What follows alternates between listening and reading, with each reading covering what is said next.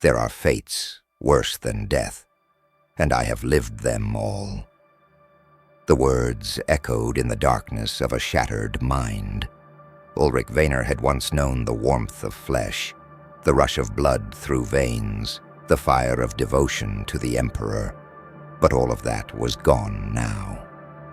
When he opened his eyes, if they could still be called eyes, he saw only the inside of a coffin of steel, cables dug into his withered body, machines breathed for him, and his voice, when it came, was a grinding roar of vox and static.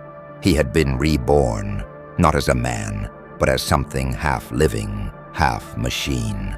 A dreadnought. To his brothers, it was an honor, salvation from death, a way to keep fighting for the Imperium when mortal bodies failed. But to Ulrich, it was a revelation more terrible than any nightmare. He could feel nothing of the world. No wind, no warmth, no touch. The sensations of life had been stripped away, leaving only the weight of iron and the hunger for battle. As the war horns sounded and his sarcophagus stirred to life, Ulrich realized the truth. He was no longer a hero. He was a prisoner, a ghost entombed in a walking tomb of war, and worse still, his story had only just begun. The last memory Ulrich Vayner carried as a man was fire. The battlefield of Morak Prime had been a furnace of shells, lass fire, and screams. He remembered charging through the choking smoke with his power axe raised high, rallying his brothers with a cry of defiance. Then came the searing light of an explosion, and nothing more. When awareness returned, it was not the peace of death he found, but a suffocating silence. No heartbeat, no breath, only the hum of machinery pressing against his every nerve. At first he thought he was dreaming, but dreams do not have weight. And here, every limb felt impossibly heavy, as if mountains had been chained to his body. A distorted voice crackled in his skull. "Brother Vayner, you endure. The Emperor has blessed you with another chance to serve." He tried to speak, but the sound that came out was alien. A guttural bellow that reverberated through steel lungs, not flesh. He tried to raise his hands, only to see vast slabs of armored ceramite where once had been fingers. Panic seized him. He was trapped, locked inside a sarcophagus of iron. The Medici whispered of honor. His brothers bowed with reverence, calling him immortal. But Ulrich knew the truth. This was not life. It was captivity. He had been entombed, condemned to walk forever as a relic of war. And as his first orders came, to stride once more into the flames of battle, he understood that the galaxy would only ever see him as a weapon. Not a man, not even a ghost, a machine, forever burning. The order came swiftly. Ulrich had barely awoken to his prison before the war demanded his service once more. His sarcophagus hissed with sacred oils as tech marines recited prayers, sealing him into the armored frame. With a roar of hydraulics, his colossal limbs moved, each step shaking the ground. The battlefield opened before him, and the sky burned crimson with the fires of orbital bombardment. He was unleashed. When Ulrich raised his weapon arm, the sound it made was not the swing of a sword, but the thunder of autocannons spitting death. Enemies fell like wheat before the scythe, torn apart by the fury of his guns and the crushing blows of his iron fists. His brothers cheered his name, their fallen sergeant, risen as a god of war. To them, he was unstoppable, eternal. But inside the sarcophagus, Ulrich felt nothing. No heat from the explosions, no recoil from the weapons, no pain from the shrapnel that struck his armor. The violence of the battlefield, once alive with sensation, had become hollow. He was deaf to the song of war, reduced to a machine that measured victory only in corpses. And yet, with every kill, a darker truth gnawed at him. He could feel fragments of his humanity slipping further away, buried under layers of metal and circuitry. Each moment of triumph chained him tighter to the Dreadnought shell. To the outside world, he was a savior, but to himself, he was vanishing, and soon he would learn that even eternity can rot. The battle ended. The enemy was broken. His brothers rejoiced, chanting hymns of victory. But when the guns fell silent and the smoke cleared, Ulrich's world did not return to normal. For a Dreadnought, there is no rest. Between wars, there is only the tomb. The Tech Marines laid him to slumber within the fortress monastery, entombed once more in darkness. No light, no sound, only the steady pulse of machines keeping his ruined body alive. Hours stretched into days, days blurred into years, and Ulrich, unable to sleep, remained awake for it all. He tried to recall his wife's face from before he took the oath. He tried to remember the warmth of a feast hall, the laughter of brothers not yet broken by war. But the memories frayed, slipping from his grasp like smoke. His mind was eroding, piece by piece, until he feared there would be nothing left but the machine. Occasionally, he would hear footsteps, the voices of children from the chapter's neophytes, whispering reverently as they gazed at the ancient hero. They saw glory. He felt only chains. And in the silence, Ulrich began to wonder. Was this truly an honor? Or was he cursed, condemned to outlive everything he had once fought to protect? But his questions would find no answer, because when the alarms blared once more, the Tech Marines came, and the sarcophagus stirred back to life. The war was calling him again. The decades turned into centuries, and still Ulrich endured. Each time the chapter knighted him, the sarcophagus opened, and the monster of iron strode forth to war. Worlds burned beneath his tread. Enemies who once terrified mortals were crushed in his fists like insects. And yet with every campaign, Ulrich noticed something more terrible than the enemies before him. He noticed himself slipping away. At first it was small. He could no longer remember the names of the brothers who fought at his side when he was flesh and blood. Later, he could no longer recall the words of his oaths, the prayers he had once spoken with conviction. Faces, voices, feelings, all of it withered into shadows. What remained was only the instinct to kill, sharpened by centuries of battle. To his chapter, he was a relic of glory, but to Ulrich, he was a prisoner serving a sentence without end. Death had been denied him. The coffin would not let him die. Even when enemies tore his Dreadnought shell apart, the Tech Marines repaired it, dragging his ruined husk back into another century of servitude. There were moments he prayed for the enemy to finish the job, for a cannon to strike the sarcophagus clean, shattering both machine and soul in one merciful instant. But the galaxy was cruel, and fate more cruel still. Every battle ended the same, with Ulrich dragged back to silence, still alive, still chained. He began to realize the truth. He was immortal, but not in glory. Immortal in torment. The centuries gnawed at him like rust on iron.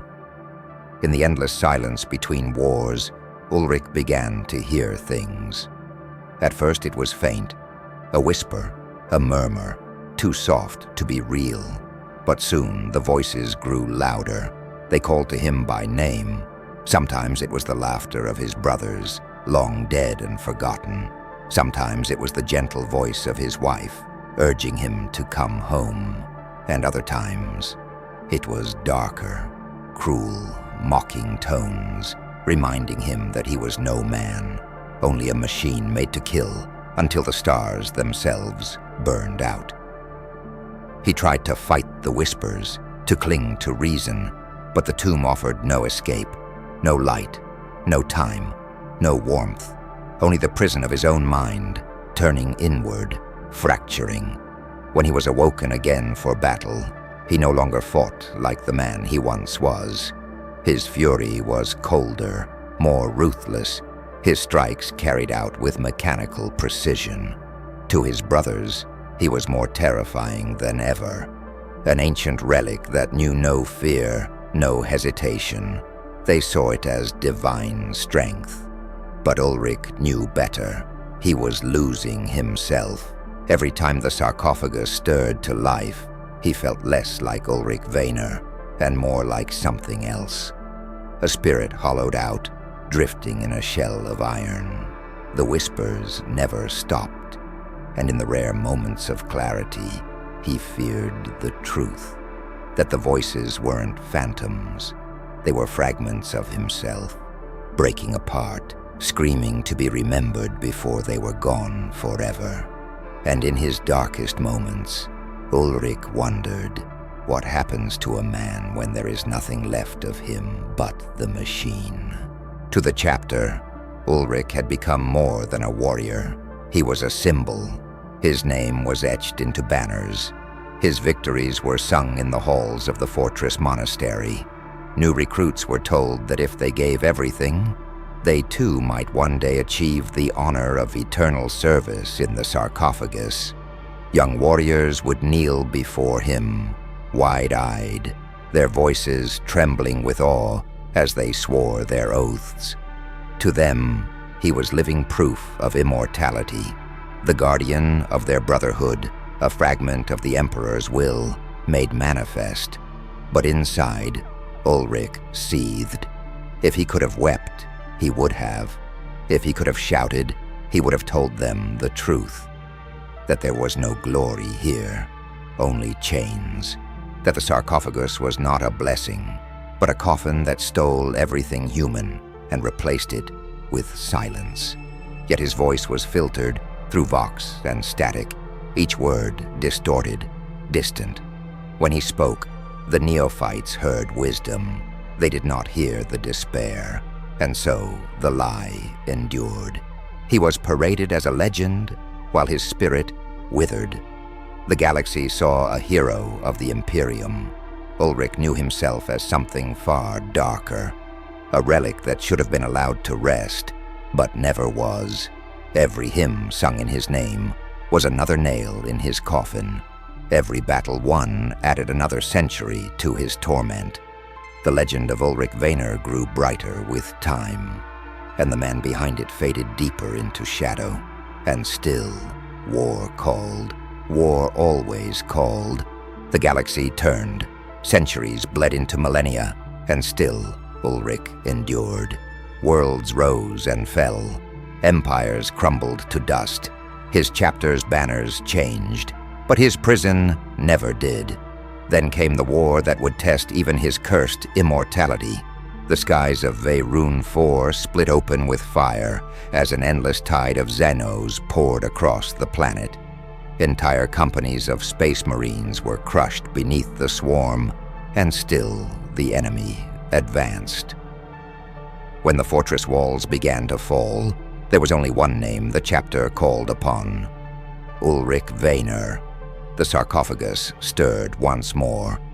Machines screamed to life, and the ancient warrior was unleashed. He strode into the battlefield like a god of iron, cannons roaring, fists shattering monstrous beasts with every swing. His brothers rallied behind him, and for a moment, it seemed as though the legend might hold true. But this war was different. The enemy came in numbers too great, fury too endless.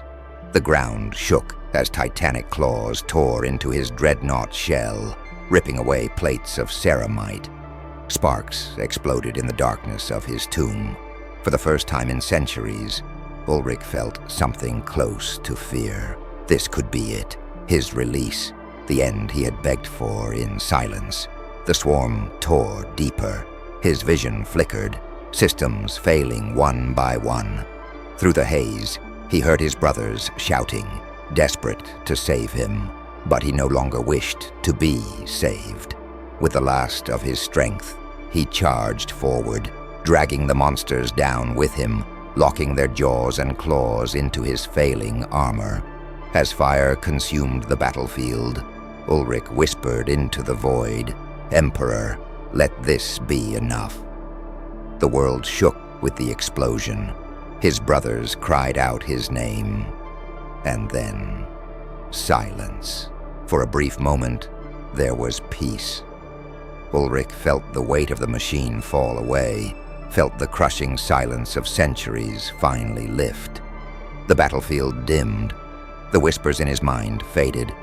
He thought he had reached the end at last, that death had come to embrace him after so long denied. But eternity is cruel. When he opened his eyes again, it was not light that greeted him, but the cold glow of servitors and the chants of tech marines. His body, what little remained, had been dragged from the wreckage. His sarcophagus had been repaired, his prison rebuilt. He had survived again. The brothers sang hymns of his miraculous deliverance. They called him a saint, a hero who could never die. And once more, the legend of Ulrich Vayner grew, echoing across the stars. But inside the tomb, there was only despair. He realized the truth. There would be no release, no end. Not in fire, not in battle, not even in the embrace of the Emperor. His fate was sealed. He would walk forever as a relic, a hollow shell of iron and memory, trapped in a body that would never decay, never sleep, never be free. Ulrich Vayner, once a man of flesh and fire, was now nothing more than a ghost screaming in the dark. A prisoner of the tomb, eternal.